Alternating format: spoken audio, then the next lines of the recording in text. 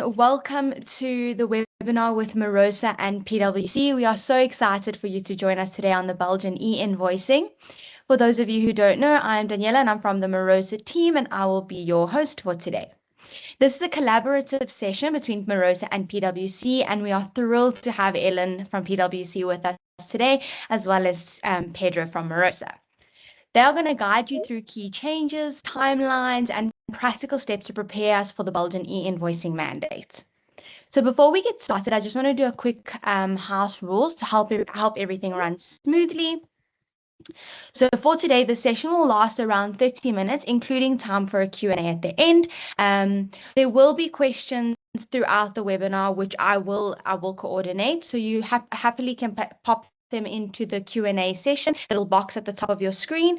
And if the question is relevant, Ellen and Pedro will be answering it during their session. Otherwise, it will be answered straight at the end. You're welcome to submit them at any time. And we are recording this webinar, so everybody who has registered will receive the recording slides, presentation, and the recording afterwards. So please keep yourself muted during the session just to avoid any background noise. And let's get started. So Ellen will kick things off. She's going to just do a quick introduction of who she is. Pedro is going to do a quick introduction of who he is. And then Ellen will get us started on the webinar. Please enjoy.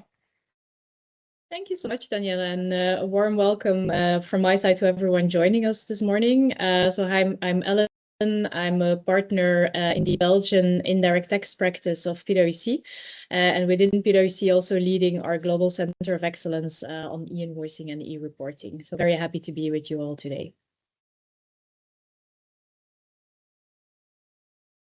Maybe Pedro, also a short intro from your side.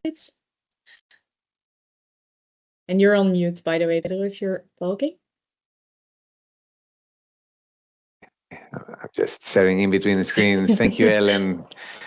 I was saying I'm also very happy to be in this webinar with all the attendees and with you, Ellen. It was a pleasure to share this stage, this online stage with you. And thank you for joining us. I'm sure it will be an exciting webinar on an exciting topic. So without further ado, I think we can kick off. Shall I just move on? Let's move indeed to the first slide. And although we will be talking about Belgium, I thought it was useful for the audience to also talk a bit about the broader picture to show you that Belgium is, of course, not alone with its initiative to introduce mandatory B2B invoicing, which we'll share all the details on later on. But it's basically a global trend that we're seeing, both in the EU, but also beyond, where you see that currently there are already more than 80 countries worldwide that have implemented either mandatory e-invoicing, real-time reporting obligations, or so-called on-request audit requirements like SAFTI, the standard audit file for tax, where transactional information is shared in a predetermined structured format towards governments. I think what is even more striking on this slide is really, the pace of change and the number of new requirements that are coming your way in the future, where you see that already today, 70 new obligations have been announced. So basically something that you as a company should really prepare for, because it will not just be about Belgium, but fortunately, there is a lot of other change coming also your way. So keep an eye on that one as well. Yeah, I think this chart is impressive, Ellen, and it shows really what is called the e-invoicing tornado. So we add perhaps for the audience a couple of words on VIDA, which is another European tornado coming up. Of course, no, happy to do so. So VIDA, which stands for VAT in the Digital Age, it's basically an initiative that has been taken by the European Commission in order to harmonize the e-invoicing obligations in the European countries, because there is a lot of fragmentation. If you look at how the different countries are implementing e-invoicing or real-time reporting, well, all of them are using different systems. So that fragmentation, of course, leads to a lot of business impact for businesses to deal with those different models. So that is why the European Commission came up with VIDA, indicating that there should be a standard process for invoicing going forward. What they came up with is that by July 2020, 2030, basically every European country will start requesting or requiring electronic invoices, structured electronic invoices, for all intra-community transactions as a default process. Why? Because they want to replace the current aggregated way of reporting on these types of transactions into a more real-time way of reporting. And there, of course, they want to use e-invoices really as the basis of that more transaction-based and real-time reporting mechanism. What we see, on the other hand, and that's also what is visualized on this slide right now, is that it is already creating an acceleration. So member states are not per se waiting for VIDA to be implemented by July 2030, but are already moving ahead with their individual country mandates as of now. And that's basically also what we see happening in Belgium. So maybe without further ado, I can talk about the Belgian upcoming e-invoicing obligation. So if I want the audience to remember a few highlights of the Belgian upcoming mandate, it's really summarized on this slide. And I will, of course, further share details later on. But just in a nutshell, what is coming our way? Well, first of all, the date is important. So as from 1st of January 2026, what Belgium will require is the issuance and receipt of structured electronic invoices for specific B2B transactions in a big bang rollout. Meaning no differentiation between the size of companies, no differentiation in timing. No, it's basically applicable to everyone as from 1st of January 2026, both on AP and AR sides. I'm talking about structured electronic invoices. So just to make it clear for the audience, that means that, yeah, a traditional way of sending invoices, like for instance, a paper-based invoice or even a PDF invoice that is sent via email, will no longer fall under this definition, hence will no longer be acceptable as from this date. It also means that, sorry, go ahead, Pedro. No, I was just going to add on that, Ellen. This is very interesting, and indeed one that comes often, which is a PDF. It's indeed electronic, but it's not an electronic invoice. It has to be a structured message. And what is a structured message? Is machine to machine. It really is an XML, as we will show you later, but it is a message produced by a machine and processed by a machine. This is quite important. Thanks, Ellen. Yeah. Yes. Yeah, no, absolutely. Absolutely. And you see that it will have a big impact, because if you look at the way that companies in Belgium are typically sending invoices, well, there is a lot of that unstructured invoicing still happening with the PDFs via email as a good example of that. So massive change is coming.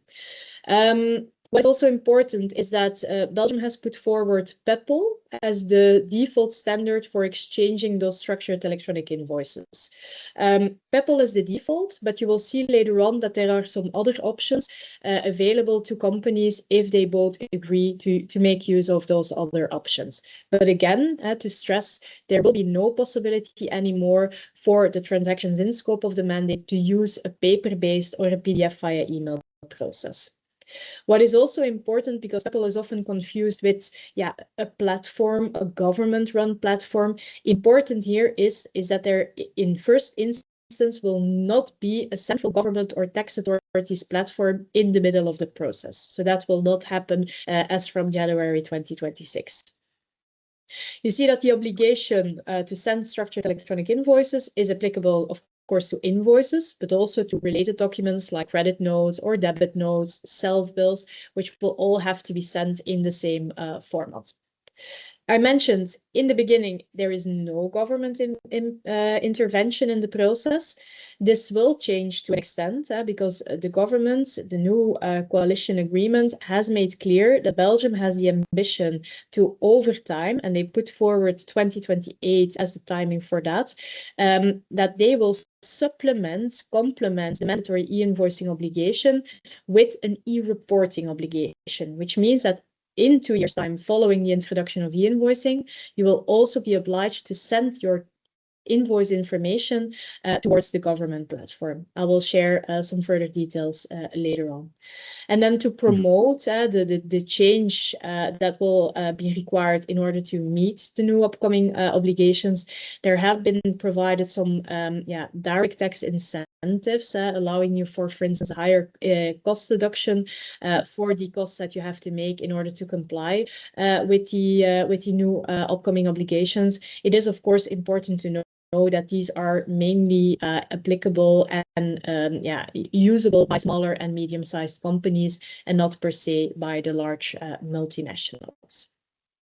So maybe, Pedro, if we move in a bit more detail to the scope of the Belgian obligation. Sorry, my computer is going for a reboot, but luckily only in 2 hours, so it should take us to the end of the webinar. Always nicely timed, right? Things like this. Where was I? I was talking about the scope of the upcoming obligation. So if you look at the scope, I talked about the fact that it's a very broad scope. The Belgian authorities have calculated that almost 100% of the Belgian VAT-registered companies will be affected, which means that the bakery around the corner, but multinational giants as well, will all fall in scope of the mandates. What will be in scope is invoices sent between two Belgian VAT numbers.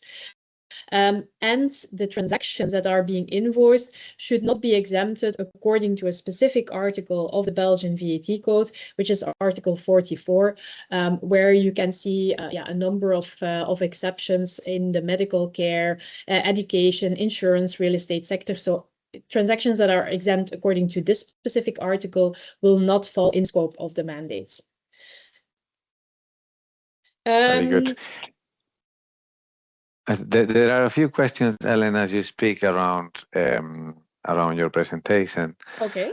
One of them is about the scope of actual businesses impacted, but I'm pretty sure your next slide will speak about this.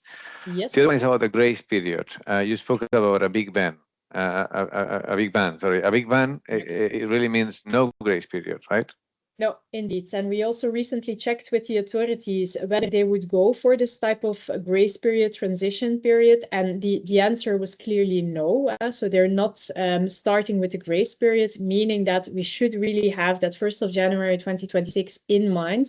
I know that a lot of companies are hoping taking a delay for granted, I would say. But to be clear, there is no view whatsoever on a potential delay.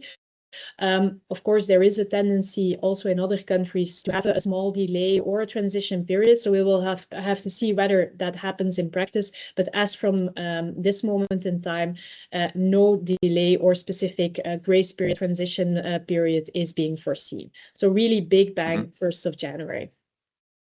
Maybe just to finalize this slide before we then move into the further question that you raised around applicability of specific rules on, for instance, foreign entities. I think it's important to know that cross-border transactions, so let's say a Belgian company sending an invoice to a company in France, that one will not be in scope of the upcoming obligations.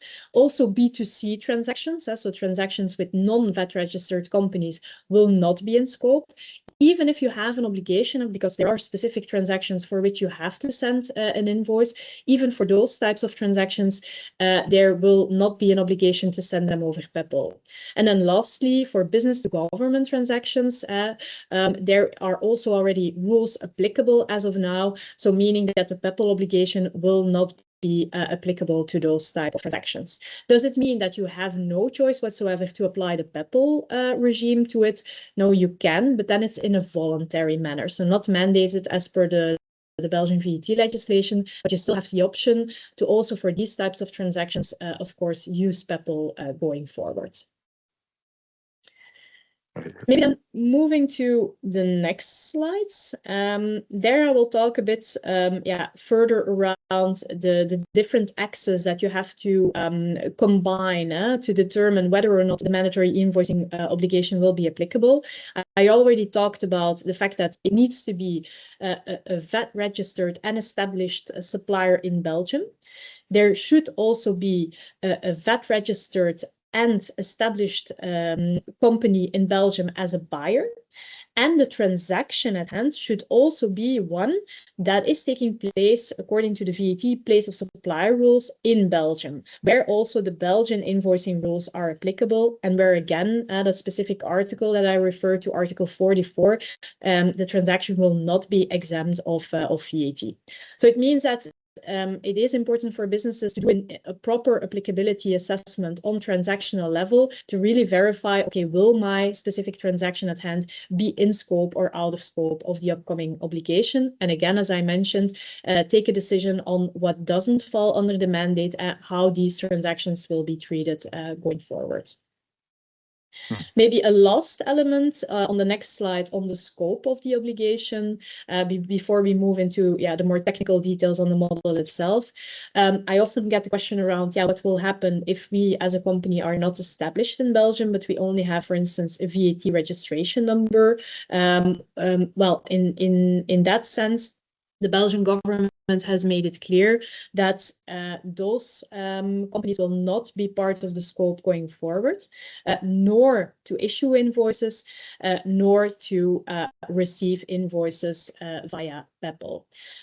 This is a recent change because initially the Belgian authorities wanted to go a bit further in the scope. They wanted to, for companies that had a VAT registration number without establishment in Belgium, they wanted to also bring them in scope of the mandate. They have now decided not to do so. Why is that?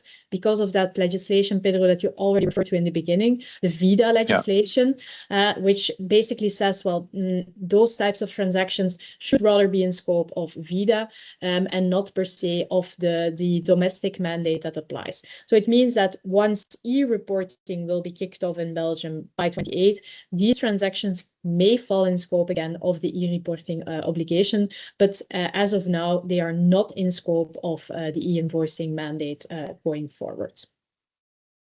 Yeah, Ellen, that's really interesting. And I think you just answered 8 out of 10 questions that were asked in the Q&A section. So non-established companies are not impacted by e-invoicing just yet. Correct. What do you think? I have 2 more questions. One that is practical and one that came up and is very interesting from the Q&A.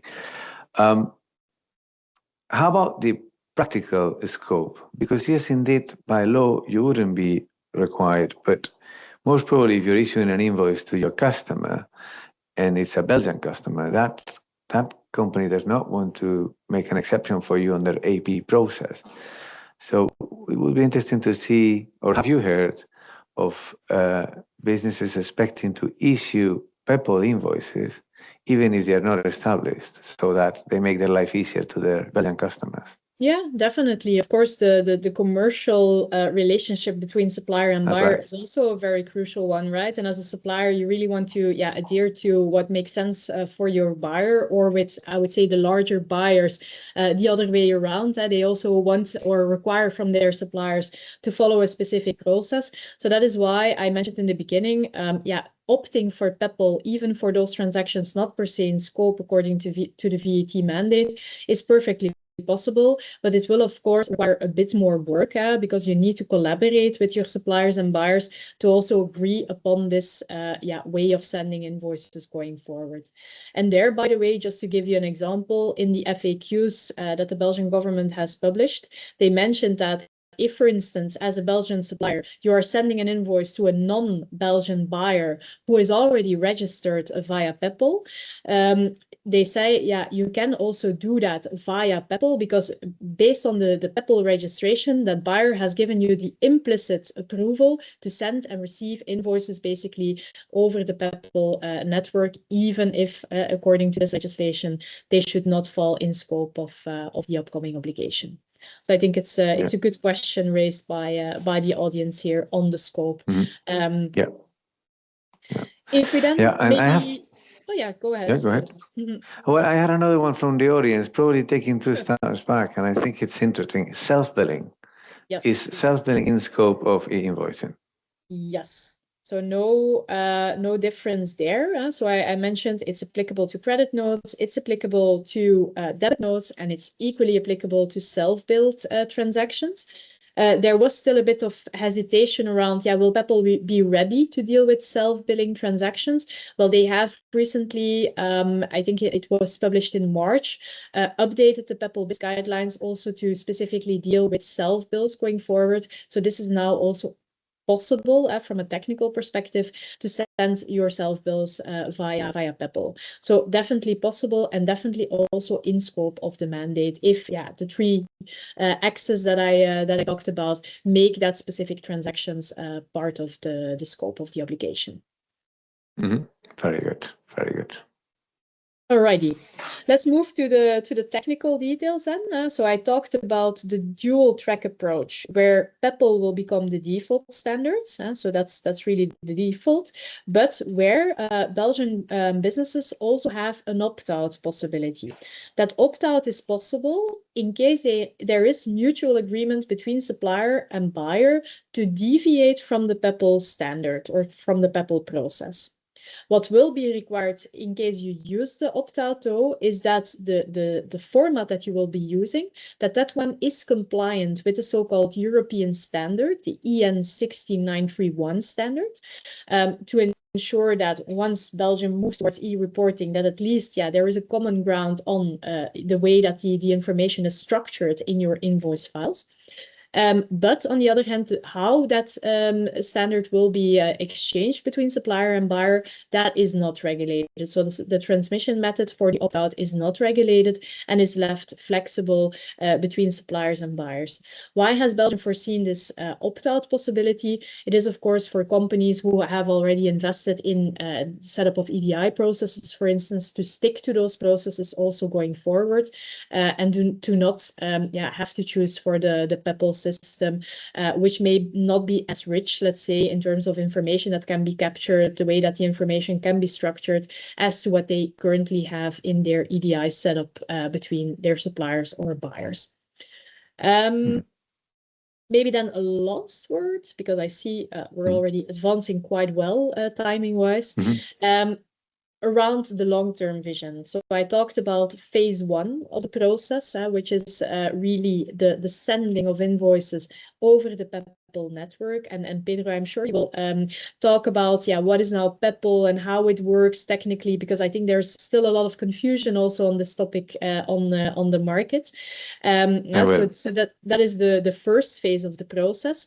The second phase of the process is really the e-reporting introduction, which, as I explained before, is likely to happen by 2028. So what will happen then? The access point providers, the solutions that you will be using to exchange your invoice documents in the first phase of the process, will also, going forward, most likely be the ones that will be obliged to transmit transactional information in real time towards the government. And the government, as you can see on the picture here, will then act as the fifth corner, the fifth access point, basically, in the process to receive that tax information from the access points providers who are sending it on behalf of suppliers and buyers respectively. To show you where Belgium is with this initiative, they are already testing this process as of now. So they're taking part in a so-called Peppol CTC VIDA pilot, where this model is tested technically with solution providers, those access point providers that I refer to, with end businesses and with the government also as an important actor, of course, to see, okay, is that model technically feasible to give us the right set of information that we want to receive going forward. The good thing is, of course, with this model, there will be no single point of failure, let's say, with the government platform in the middle of the process, because the process will happen as it will be implemented in phase 1, meaning that the exchange of the documents that will not be interrupted by the introduction of that e-reporting, but on top of the invoicing process, also the e-reporting will be added so that the government can also receive in real time the data that they want to receive. The further details around how this will be happening to end there have not yet been defined in legislation, so we should wait a bit to see how that will happen and what are, for instance, the specific requirements that the Belgian authorities will apply to those access point providers to give them that role and responsibility of exchanging information. So all of that is still to follow. But just important, I think, when preparing now for the upcoming e-invoicing obligation to already have that end vision in mind, because it will make that, for instance, things like data quality is something that you should already care of today, knowing that going forward in 2 years' time, also the tax authorities will have their role in this process and will start receiving that information from you in real time, basically. That is very interesting, and I will speak later about how does that impact our daily work, which hopefully adds value. Ellen, given the time we have, perhaps we can go straight to a few slides. I will just limit it to a couple of questions and matters I want to cover, and Perfect. then at the end we can go through the Q&A for those who are able to stay. Right, I'm guessing this is your team, Ellen, Correct, from indeed. PwC. Yeah, we will share these slides after the Perfect, and I'm event. happy to answer any unanswered questions. Also, you find my contact details here, so feel free to reach out. Wonderful, wonderful. Right, so for the time left, what I'm going to speak about is I'm going to summarize it as much as I can, but there are a few things that I really want the audience to take from this webinar. One is, what is Peppol? And the other one is, how does that impact our daily work once we are in that real-time reporting scenario, which is already happening? Before that, who are we in Marosa? We're a global VAT compliance and e-invoicing solution, helping businesses meeting these obligations globally with software. Around our software is multi-country, is multi-user, and in a second I will just drop 2 words on how we are different from the existing solutions. We are, as Ellen just said, just spoke about the Vida Peppol pilot program. We're part of it, and as well as many other associations around e-invoicing. We're Peppol members, we're Peppol access points too. What is Peppol? And this is a question we get often, despite being already in our lives. So first of all, Peppol is not a business. Peppol is not for profit. It's not a centralized organization neither. To understand Peppol, you could compare it with an email, with how you communicate with emails, which is something we all do every day. When you write an email, first of all, you need an email tool, right? And what am I referring as a tool? You need Gmail, you need Hotmail, you need Outlook. Well, Hotmail probably is for the older ones like me, but you need one of those tools. Once you have the tool, you compose an email and you click on send. Once you click on send, there will be a DNS tracker that defines where to send the email based on the email address you're sending it to. And then that recipient, who might use another software, he might use Gmail and then you use Outlook, will open that same email from his own tool. Yeah. So Peppol is a not-for-profit organization that establishes the protocols through which invoices are sent, just like there are protocols for sending emails, using always different providers to use to send and receive emails. That provider is Gmail or Outlook, or a Peppol access point like Verify for sending and receiving those invoices. The structure, the rule that Peppol uses, is not the only one that exists, but the one that Peppol uses is UBL. UBL is an XML file, it's a standard on XML, that defines what elements need to be included on the invoice and what is expected for each of those elements. Now, I told you earlier about DNS, so how do emails know where to send it? It looks similar in Peppol. Yeah. It is a decentralized model where you as a company, send data to your software of choice. Yeah, as I said, this could be, I could throw a few commercial names there, but Soho, DLC, Pagero, Verify, they're all providers of access point in Peppol. Yeah. You choose one. You send your data to that software, and that software will then send the invoice to your customer. How does the software know where to send it? Yeah, well, the concept of SML and SMP apply in Peppol. The software will send a request to SML. That SML knows where data is stored. And then once they know, they will ask the SMP, which is where the data is stored, about that recipient, where should the invoice be sent? So your software, let's say Verify, asks an SML, where should I send this invoice? Who has the data about this invoice? The SML tells the SMP, which is another organization, also decentralized, and the SMP tells our software where to send it. And only then it is sent to that other software being used by your customer to receive the invoice. Yeah. That is the mechanics of Peppol. Yeah. So not a business, not for profit. It's just an organization that is decentralized and that establishes the structure and the rules for sending invoices.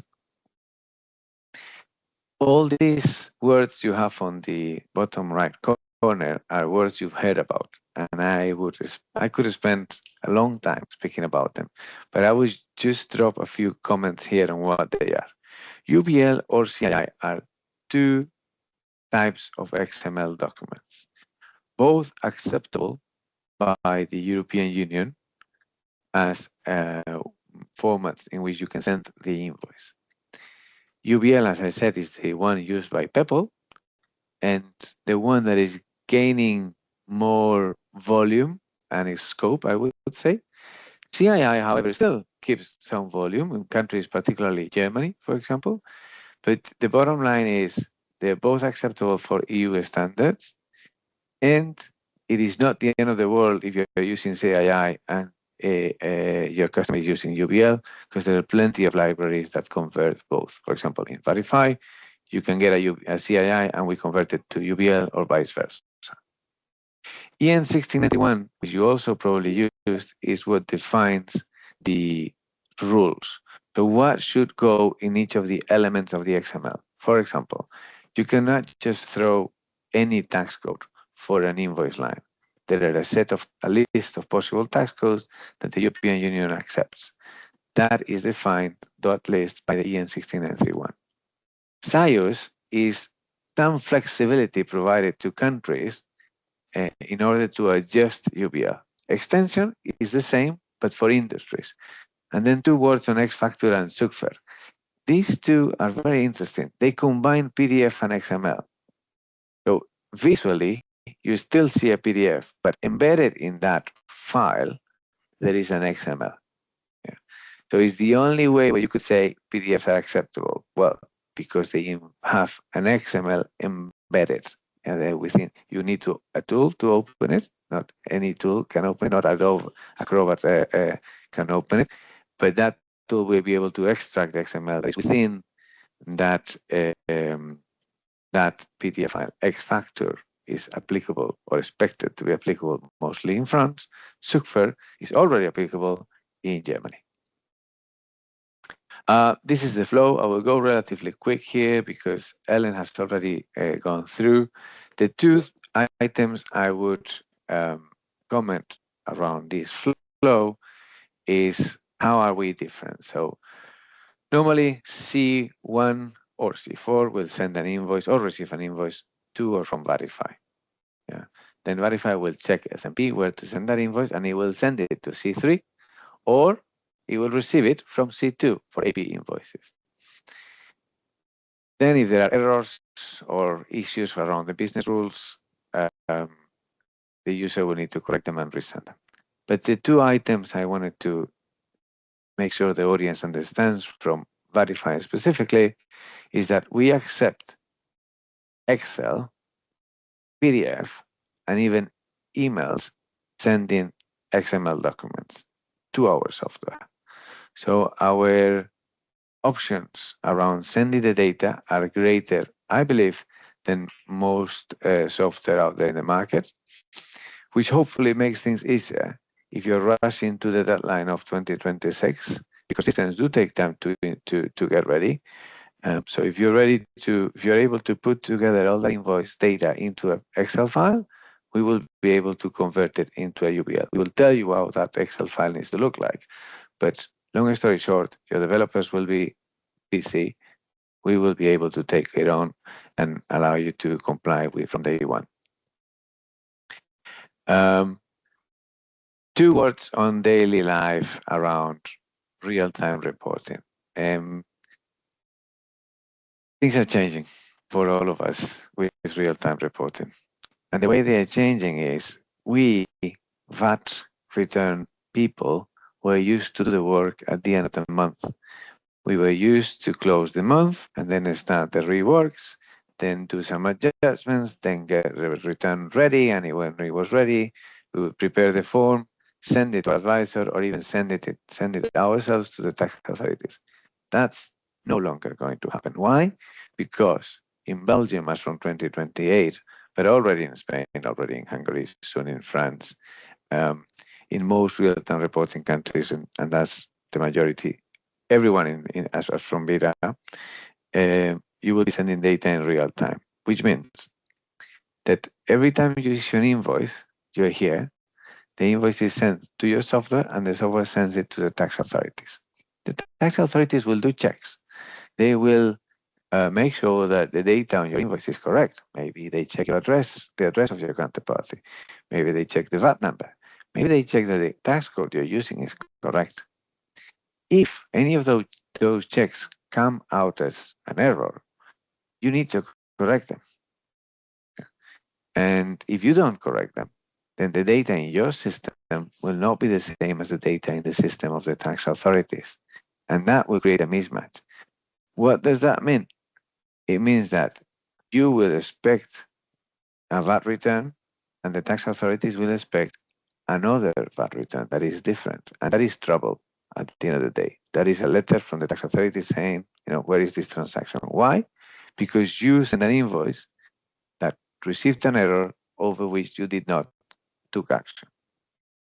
So to go back to my first point, as from 2028 in Belgium, and now already in most countries, our work will convert into a daily work, where we daily monitor errors from the tax authorities, take action on those errors, and resubmit the data.